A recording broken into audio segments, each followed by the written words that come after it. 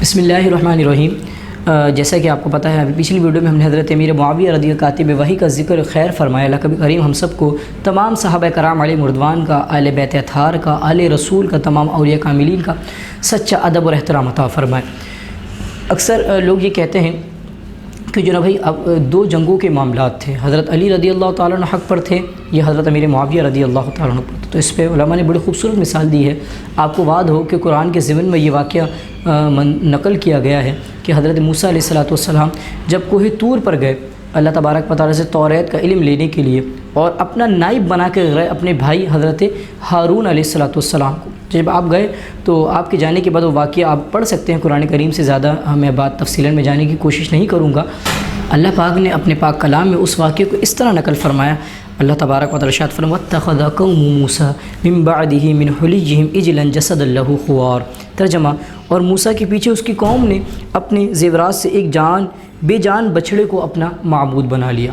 جب آپ آئے اور جب آپ نے اپنی قوم کی اس حالت کو دیکھا تو اپنے حضرت ہارون علیہ السلام کے سر سے پکڑ لیا، اور بعض کہتے ہیں کہ آپ نے داڑھی مبارک سے دونوں سے پکڑ کر اپنی جانب کھینچا۔ تو حضرت ہارون علیہ السلام نے آپ کے لیے یہ آیت فرمائی قال ابن ام ان القوم استضعفوني وكادوا يقتلونني فلا تشمت بي بالاعداء ولا تجعلني مع القوم الظالمين۔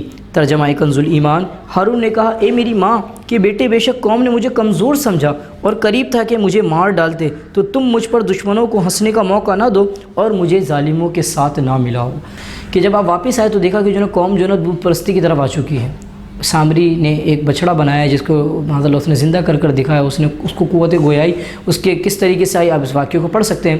تو جب موسیٰ علیہ السلام نے دیکھا کہ قوم تو بت پرستی میں آ گئی، میرے سے قبل تم الحمدللہ دین خدا کی تابع دار تھی، لیکن اب یہ تو بت پرستی کی جانب آ چکی، تو فوراً آپ کے بارے میں کہا جاتا ہے کہ آپ نے آپ کا سر کے بال پکڑ کے، بعض کہتے ہیں کہ آپ کے داڑھی دونوں پکڑ کے آپ کو اپنی جانب کھینچا۔ اب دونوں میں آپس میں کلیش ہوا، لڑائی ہوئی، تب اب ہم کیا کہیں گے؟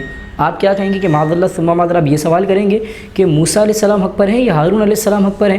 معاذ اللہ موسیٰ علیہ السلام معاذ اللہ جنتی ہیں، یا معاذ اللہ ثم معاذ اللہ، یا پھر جو یہاں تک کہ لوگ اتنی زبان دراز کر لیتے ہیں کہ کہتے ہیں کہ معاذ اللہ حضرت امیر معاویہ رضی اللہ تعالیٰ عنہ معاذ اللہ ان کو جہنم کی جانب جو ہے ہم سے لفظ بھی ادا نہیں کیے جاتے ہیں کہ حضور کے صحابہ، اور اگر ہم کہیں تو مثال کے طور پر حضور علیہ السلام کی تعلیم اور تربیت پر یقیناً، اور یہ ایک سچے امتی کی اور وفادار امتی کا تو حق نہیں ہوتا۔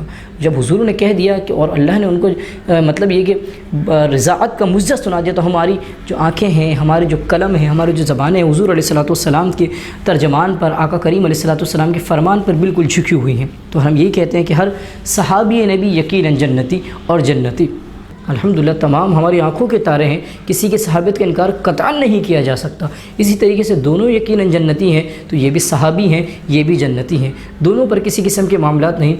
جو بھی ہیں وہ اللہ بہتر جانتا ہے، اس کے رسول بہتر، اور ہمارا تو یہ عقیدہ ہے الحمدللہ مسلمہ، الحمدللہ خلیفہ اول الحمدللہ اہل سنت و جماعت کے نزدیک حضرت ابوبکر صدیق ہیں، اس کے بعد عمر فاروق اعظم ہیں، عثمان غنی ہیں، پھر ہم سب کے آقا مولا مرتضیٰ ہیں۔ لیکن جتنی زیادہ فضیلتیں خلیفہ کے اعتبار سے افضلیت ابو بکر کو حاصل ہے، لیکن فضائل کے اعتبار سے جو حدیثیں رسول اللہ صلی اللہ علیہ وسلم کی زبان حق ترجمانی سے نکلی ہیں وہ مولا مرتضیٰ، فرمایا یہ بھی علی ہیں، یہ بھی علی ہیں، یہ بھی علی ہیں۔ لہذا اب جب آپ دونوں کے اندر معاملات ہوئے تو ہم یہی کہتے ہیں کہ الحمدللہ مولا مرتضیٰ رضی اللہ تعالیٰ یقیناً حق پر تھے، آپ یقیناً حق پر تھے۔ حضرت امیر معاویہ سے اجتہادی خطا ہوئی، لیکن اللہ تعالیٰ بڑوں کے معاملات ہیں، بڑے ہی جان۔ ہم کیوں اپنی زندگیوں کے اندر ان کے معاملات کو دے کر جو نا ہم نماز و روزے کے پابند نہیں ہیں، ہم دیگر معاملات کرتے نہیں ہیں، اچھے اوصاف ہم میں پائے نہیں جاتے ہیں، دیگر معاملات مشکلات میں، فراڈ میں، دیگر چیزوں میں ہم ملوث ہیں، اور ہم ان بڑوں کی باتوں کو اور معذرت کے ساتھ مذاق کر جو اپنے ملک کا، اپنے مسلک کا، اپنے دین اسلام کا جو معاذ اللہ ہم کردار لوگوں کے سامنے پیش کر یہ بتا رہے ہوتے ہیں کہ ہم محبتی نہیں بلکہ ہم فسادی لوگ ہیں۔ تو لہذا اپنی زبانوں کو کوشش کریں کہ ان مقدس ہستیوں سے کہیں ایسا نہ ہو کہ وہ ان کے خلاف اٹھیں، اس سے قبل اچھے انسان بن کر، اچھے اوصاف کے مالک بن کر اپنی زندگیوں کو گزارنے کی کوشش کریں۔ اللہ کریم ہم سب کو ان سب سے، تمام صحابہ سے، حضور علیہ السلام سے، تمام انبیاء سے، اولیاء کاملین سے سچی محبتیں عطا فرمائے۔ آمین۔ وآخر دعوانا ان الحمدللہ رب العالمین۔